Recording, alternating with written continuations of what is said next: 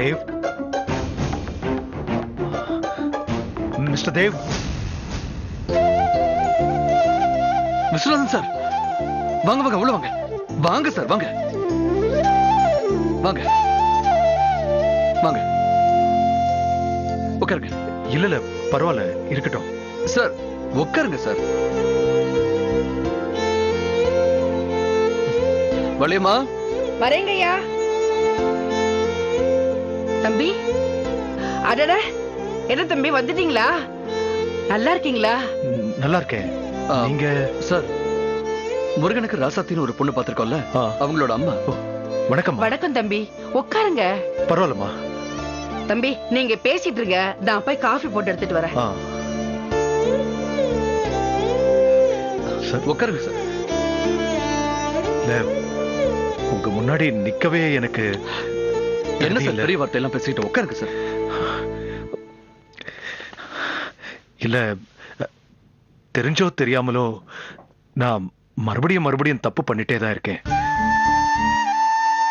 அன்னைக்கு கோவில்லையும் உங்களை தவிக்க விட்டுட்டு போயிட்டேன். என்னை காணும்னு நீங்களா பயங்கர டென்ஷன் ஆயிருப்பீங்க, தேடி இருப்பீங்க. ஆமா சார், அன்னைக்கு ரொம்ப நேரம் வெயிட் பண்ணி பார்த்தோம், நீங்க வரவே இல்லை. கோயிலுக்குள்ள வந்து ஒரு பெரியவரை விசாரிச்சேன். யாரோ ஆஜானு பகவா ஒருத்தர் உங்ககிட்ட பேசி கட்டாயப்படுத்தி உங்களை கூட்டிட்டு போனதா சொன்னாரு. யாரோ உங்களை கடத்திட்டாங்க, ஏதோ ஆபத்துல இருக்கீங்கன்னு நாங்க பயந்தே போயிட்டோம் சார். நான் எங்க போனேன்னு அட்லீஸ்ட் உங்களுக்கு ஒரு போன் பண்ணியாவது சொல்லிருக்கணும். சில நேரம் சாத்தான் உள்ள பூந்த மாதிரி என்னவோ உங்களுக்கு போன் பண்ணி சொல்ல கூட என்னால முடியல சார். சரி விடுங்க சார், அந்த சூழ்நிலையில யாரா இருந்தாலும் அப்படிதான் நடந்துக்குவாங்க. அன்னைக்கு யாரும் உங்களை கூட்டிட்டு போனது? என் வாழ்க்கை இந்த மாதிரி ஆக அவரும் ஒரு காரணமா இருந்திருக்காரு. பேரு துரை.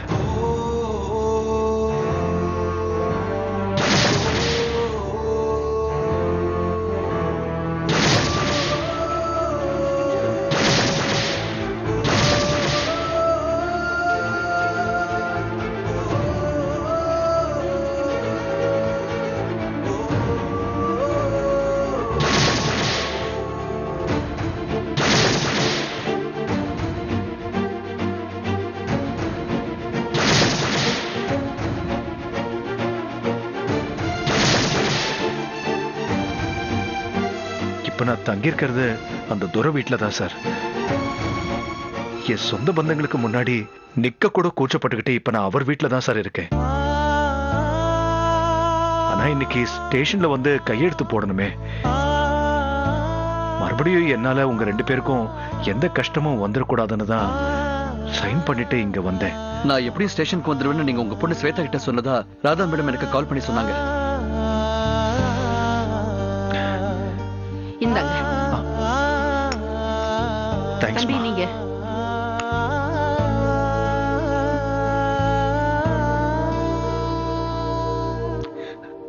காஃபி ரொம்ப நல்லா இருக்குமா?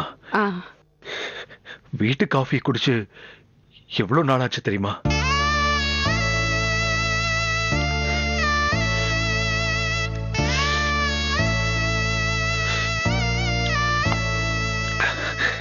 ரொம்ப தேங்க்ஸ்மா. சார், இனிமே என்னால உங்களுக்கு எந்த கஷ்டமும் வராம நான் பாத்துக்கிறேன் சார். நான் உங்களுக்கு நிறைய தடவை தப்பு பண்ணிருக்கேன் சார். ஆனா நீங்க எதையுமே மனசுல வச்சுக்காம எவ்வளவு பெரிய உதவி பண்ணிருக்கீங்க சார். அதுக்கெல்லாம் உங்களுக்கு நான் எப்படி கைமாறு பண்ண போறேன்னு தெரியல. ரொம்ப ரொம்ப தேங்க்ஸ் சார். என்ன தேங்க்ஸ் எல்லாம் சொல்றீங்க? நாம இப்ப ஃப்ரெண்ட்ஸ் ஆயிட்டோம்ல. ஃப்ரெண்ட்ஸுக்குள்ள எதுக்காக சார் ஃபார்மாலிட்டி? நீங்க பிராட் மைண்டோட பேசுறீங்க, ஆனா உங்களுக்கு ஃப்ரெண்டா இருக்கிற தகுதி தகுதி கூட எனக்கு இல்லை சார்.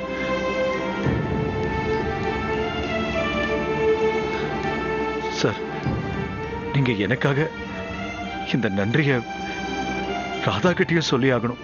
சார், ராதா மேடம் உங்க ஒய்ஃப் சார். அவங்க உங்ககிட்ட நன்றியெல்லாம் எதிர்பார்க்கவே மாட்டாங்க. அவங்க தன்னோட கடமையை தானே சார் செஞ்சாங்க. ஐயோ ஐயோ, கடவுளே கடவுளே, ராதா என்ன புருஷனா நினைக்க, ஐயோ, நான் அவளுக்கு கணவனா எதுவுமே பண்ணலையே சார். நான் அவளுக்கு பண்ணதெல்லாம் வெறும் துரோகம், அவமானம், இது மட்டும்தான் சார். ராதா இன்னும் நான் கட்டின தாலியை சுமந்துகிட்டு இருக்கானா, அது என் பொண்ணுக்கு அப்பா வேணுங்கிறதுக்காக தான் சார். எனக்கு ராதாவை பத்தி நல்லா தெரியும். எந்த ஒரு சூழ்நிலையிலையும் யாருக்காகவும் அவ தன்னோட தன்மானத்தை விட்டு கொடுக்கவே மாட்டான். அதனால என்னோட நன்றிய கொஞ்சம் நீங்களே ராதா கிட்ட சொல்லிடுங்க சார். ஏன் சார்? அத நீங்களே ராதா மேடம் கிட்ட சொல்லலாமே. யாரு, நானா? அதுவும் ராதா முன்னாடி போய் நின்னா நான் நன்றின்னு சொல்றதுக்கு முன்னாடி அவளோட ஒரு பார்வையிலேயே 1000 கேள்விகள் இருக்கும் சார். நான் அவகிட்ட எப்படி போய் சொல்றது சார்? சார் ப்ளீஸ் சார், நீங்களே போய் சொல்லிடுங்க சார். சார், உங்களை பார்த்து பேசினதுலயே மனசுல பாதி பாரம் குறைஞ்ச மாதிரி இருக்கு. தயவு பண்ணுங்க சார், நான் கிளம்புறேன். சார், நீங்க உங்க வீட்டுக்கே வந்துடலாமே. ஐயோ வேண்டாம், இன்னும் கொஞ்ச நாள் போட்டோம். சார் சொல்லுங்க சார். நான் ராதா பத்தி உங்ககிட்ட இல்ல, அதை இங்க பேசினா நல்லா இருக்காது சார். நான் அப்புறமா உங்ககிட்ட வந்து பேசுறேன். வரேன் சார். வாங்க. வரேம்மா.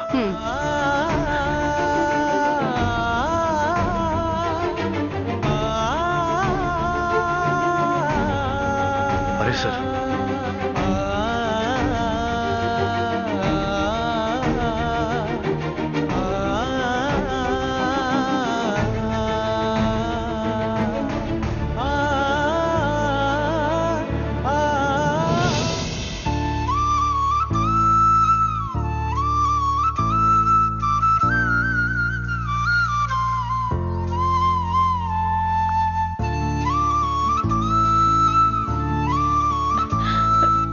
பாத்தீங்களா, விசுக்கு மனசுல எவ்வளவு ஆசை இருந்தா 5 பவுன் செயினை தம்பி கழுத்துல போட்டு விடுவான்.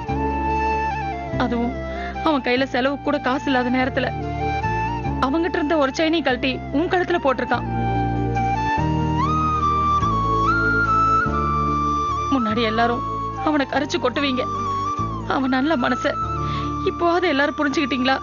டேய், விசு என்ன பண்ணினாலும் அவனை வசதி தான் பேசிட்டு இருப்பியா? அவன் தப்பு பண்ணும்போது அந்த தப்பை கண்டிக்காம அவனை வசதி பேசி அவனை இன்னைக்கு இந்த நிலைமைக்கு கொண்டு வந்து விட்டுட்ட. இப்போ அவன் ரகுக்கு செயின் போட்டது முக்கியம் இல்ல, இனிமே அந்த அனு பின்னால அவன் போகாம இருக்கணும், அதுதான் முக்கியம். அது எப்படிங்க? அவனே போனாலும் இல்ல அவன் அந்த சிரிக்கைய கூட்டிட்டு போகணும்னு நினைச்சாலும் நான் வேடிக்கை பார்த்துட்டு சும்மா இருப்பேன்னு நினைச்சீங்களா? விசுக்கு நம்ம முன்னாடியே அவன் உயிருக்கு ஆபத்துன்னு ஜோசிகார் சொன்னார்ல. அப்படி இருக்கும் போதே என் மகனை அவ கூட அனுப்பிச்சு வச்சு அவனை சாக விட்டுருவேன்னு நினைச்சீங்களா? இனிமே விசு பக்கம் அந்த அனுசா தலை வச்சு கூட படுக்க முடியாதுங்க. அதுக்கு நான் விடவே மாட்டேன். இவ்ளோ நடந்ததுக்கு அப்புறமும் அண்ணா அந்த அனுஷா வீட்டுக்கு போக மாட்டாருமா. அண்ணன் மேல எனக்கு நம்பிக்கை இருக்கு. நான் கன்சீவா இருக்கேன்னு தெரிஞ்சப்போ அண்ணன் எனக்கு வேண்டியதையெல்லாம் வாங்கிக்கிட்டு என்ன பார்க்க இங்க வந்தாருல்ல, அப்பவே அனுஷா மேல வெறுப்பு வந்திருக்கணும். அதனாலதான் அவளும் மீறி அண்ணன் என்ன பார்க்க வந்தாரு. நம்ம அப்பவே உஷாரா இருந்திருந்தா அண்ணனை நம்ம பக்கம் வர வச்சிருக்கலாம். அப்படி வந்திருந்தா இன்னைக்கு அண்ணன் இவ்ளோ கஷ்டப்பட்டிருக்க மாட்டாருமா.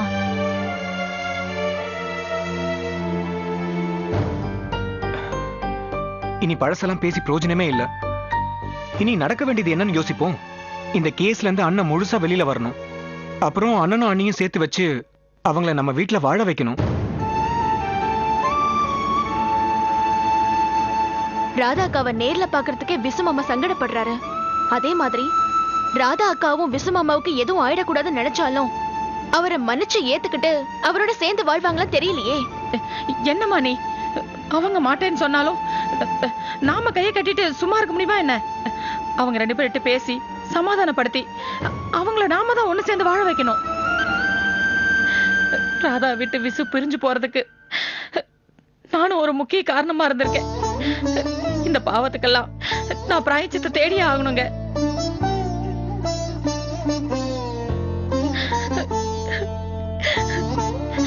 நானே அவங்கள சேர்த்து வைப்பேன். நம்ம வீட்லயே அவங்கள சேர்ந்து வாழவும் வைப்பேன்.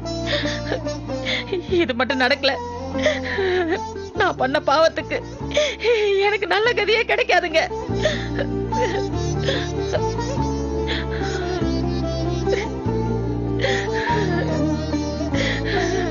கடவுளே, இதுக்கு நீதான்ப்பா ஒரு நல்ல வழி காமிக்கணும்.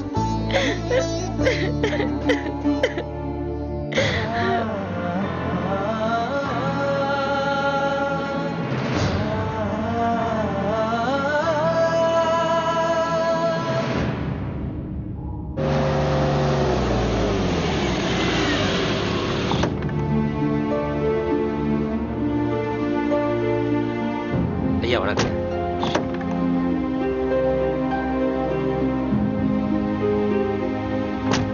ஐயா, பிரயாணம் எல்லாம் சிறப்பா அமைஞ்சுதா? எதுக்காக சென்னைக்கு போனோமோ அதெல்லாம் நல்லபடியாவே முடிஞ்சிருச்சு. இங்க பிரச்சனை எதுவும் இல்லையே? பிரச்சனை எல்லாம் ஒண்ணும் இல்லையா? வணக்கம்மா. அப்புறம் அந்த தங்கராஜ் சேந்திர பத்தி ஏதாவது தகவல் வந்துச்சா? இது வரைக்கும் இல்லையா? ஐயா வாங்கண்ணா, ஏதாவது தகவல் கிடைச்சதா? கிடைச்சதுங்க. அப்படியா? ஆமாங்க ஐயா. தங்கராஜுக்கு செண்பகம்னு ஒரு பொண்ணு இருக்கா. அவன் நெல்லை டவுன்ல காலேஜில் படிச்சுக்கிட்டு இருக்கா. அங்குள்ள ஹாஸ்டல்ல தங்கியிருக்கா. அந்த பொண்ணு முதல்ல திருச்சூர் காலேஜில் தான் படிச்சுட்டு இருந்தாலாம். தங்கராஜ் தலைமறைவாகிறதுக்கு முன்னாடி தான் பொண்ணை வச்சு எங்க தன்னை பிடிச்சிருவாங்களோன்னு பயந்து ரொம்ப ரகசியமா நெல்லை டவுன் காலேஜில் போய் சேர்த்திருக்காரு. நம்பகமான தகவலா? தங்கராஜுக்கு வேண்டியவங்க தான் சொன்னாங்க. என்ன கார்வார் ஐயா, ஏன் இப்படி பாக்குற? தங்கராஜ் செந்தில பத்தி, அவங்க குடும்பத்தை பத்தி தகவல் சேகரிச்சுட்டு வர சொல்லி 4 பேரை அனுப்பணும். அவங்களால எதையுமே கண்டுபிடிக்க முடியலன்னு கை விரிச்சிட்டாங்க. ஒன்னாலையும் எதுவும் தேடி கண்டுபிடிக்க முடியல. பண்ணையில வேலை பார்க்கிற கந்தசாமி வந்து சொல்லிட்டா தங்கராஜ் பொண்ணு எங்க படிக்கிறான்னு. சரி, நீயும் கந்தசாமியும் ஒரு 4 ஆளை கூப்பிட்டுக்கிட்டு திருநெல்வேலிக்கு போங்க.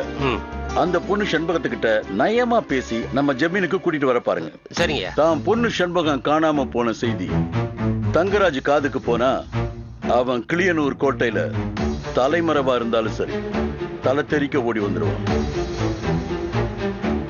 அவனுக்கு ஈடா அவன் பொண்ணை ஒப்படைச்சிட்டு அவன் கையில விலங்க மாட்டிட வேண்டியதான். இதான் என்னுடைய பிளான். இதையாவது கோட்டை விடாம சரியா செஞ்சு முடிங்க. சரிங்கய்யா. கார்வார், அம்மா, அந்த பொண்ணை கூட்டிட்டு வரும்போது அவளுக்கு நீங்க எந்த சங்கடத்தையும் தந்துடக்கூடாது. பத்திரமா அவளை கூட்டிட்டு வந்து எங்க கிட்ட ஒப்படைக்கணும். புரியுதா? சரிங்கம்மா. உடனே நெல்லைக்கு கிளம்ப ஏற்பாடு பண்ணுங்க. போகும்போது என்கிட்ட சொல்லிட்டு போங்க. சரிங்க.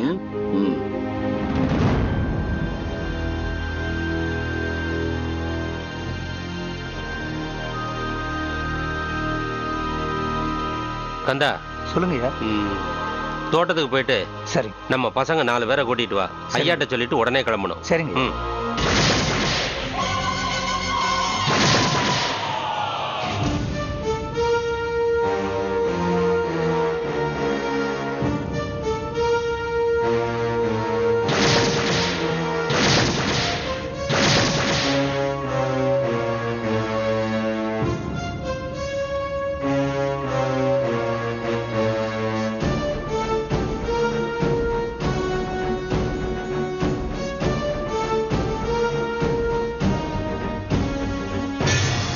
சிங்கம், என்ன விஷயம்? கார்வார், தங்கராஜோட பொண்ணு நெல்லை டவுன் காலேஜில் படிக்கிறது எங்க ஐயாவுக்கு தெரிஞ்சு போச்சு. ஹாஸ்டலுக்கு போய் அந்த பொண்ணை எங்க ஜமீனுக்கு தூக்கிட்டு வர சொல்லி எனக்கு உத்தரவு போட்டிருக்காங்க. அந்த பொண்ணை வச்சு தங்கராஜ் வெளியில வந்துருவாங்கிறது அவங்களுடைய திட்டம். இதை நான் சொன்னேன்னு உங்க ஜமீன்கிட்ட சொல்லிடு. இப்பவே சொல்லிடுறேன். அப்புறம் இங்க இருந்து நான் தான் உனக்கு தகவல் சொல்றேங்கிறது யாருக்கும் தெரிஞ்சிடக்கூடாது. தெரிஞ்சது எங்க ஐயா என் தலையை எடுத்துருவாரு. அந்த பயம் உனக்கு வேண்டாம் சிங்கம். எனக்கும் ஐயாவுக்கும் தவிர இந்த விஷயம் வேற யாருக்கும் தெரியாது. அதனால நீ தைரியமா அங்கிருந்து தகவல் அனுப்பிக்கிட்டே இரு. உனக்கான சன்மானம் உன் வீடு தேடி வந்துகிட்டே இருக்கும். சரி மருது. நீ சொன்ன விஷயத்த ஐயா கிட்ட சொல்லிட்டு அவர் என்ன முடிவு எடுக்கிறாருங்கிறத உனக்கு ஃபோன் பண்ணி சொல்லிடுறேன். நீ அதுக்கு தகுந்த மாதிரி நடந்துக்க. சரி.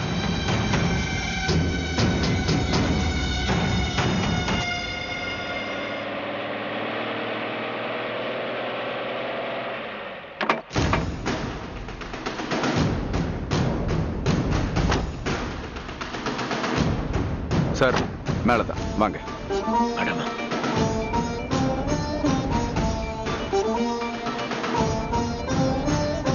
வாங்க.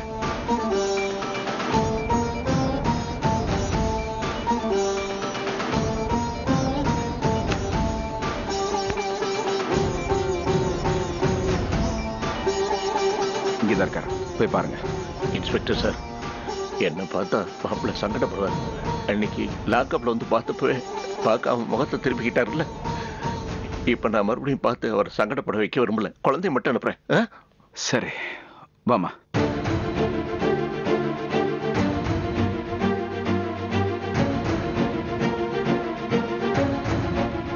Mister Viswanathan,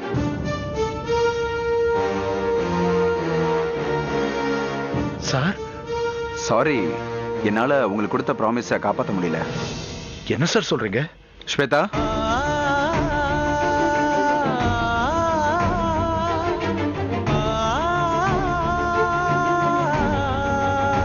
daddy. ஸ்வேதா குட்டி, குட்டி டாடி, எப்படிமா இருக்க? நல்லா இருக்கேன் டாடி. நீங்க?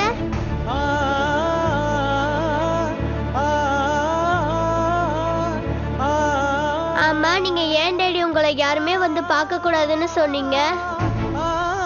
நீ வந்துட்டியடா. வணக்கம் சார். வணக்கம். நீங்க எதுக்கு இங்க இருக்கணும்? நீங்க நம்ம வீட்டுக்கு வரலாம்ல, இல்ல பாட்டி வீட்டுக்காவது போலாம்ல. இருக்கலாம். இவரும் உங்க தாத்தா தான்மா. இப்போதைக்கு இந்த தாத்தா வீட்லயே இருக்கலான்னு தான் இருக்கேம்மா. இவங்கள நான் முன்னாடி பார்த்ததே இல்லையே. புது தாத்தாமா. அப்பாவுக்கு இப்பதான் எனக்கு தெரியும். அப்படியா? டாடி, ம்? நேத்து உங்களோட பர்த்டே தானே? ஆமா. நீங்க ஃபோன் பண்ணிருந்தப்ப கூட நான் விஷ் பண்ண மறந்துட்டேன். ஓ. அதான் இன்னைக்கு உங்களுக்கு விஷ் பண்ணிட்டு ஸ்வீட் கொடுத்துட்டு போலான்னு வந்தேன். ஓ, அப்படியா? இந்தாங்க ஸ்வீட்.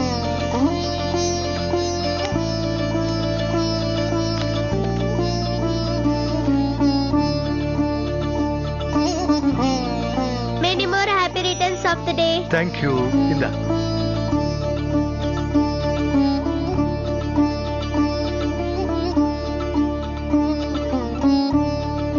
அங்கிள் கொடு. எடுத்துக்கோங்க அங்கிள். தாத்தா,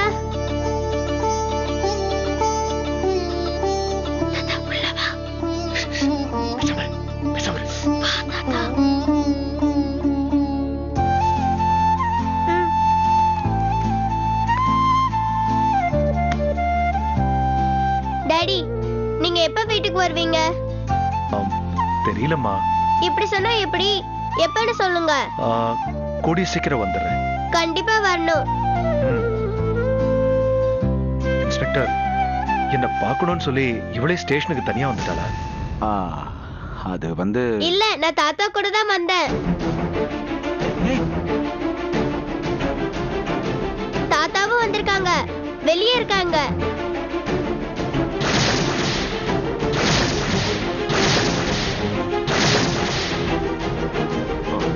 தாத்தா வந்திருக்காரா? ஒரு நிமிஷம். சார், என்ன சார் இது? இவ்வளவு தூரம் வந்துட்டு உள்ள வராம போறீங்க? உள்ள வாங்க. இல்ல வேணாங்க, என்ன பார்த்து மாப்பிள்ள சங்கடப்படுவார். அதெல்லாம் பரவாயில்ல, விடுங்க சார். நீங்க உள்ள வாங்க. இல்லைங்க, சொன்ன உள்ள வாங்க. வாங்க சார். சொன்ன கேளுங்கய்யா.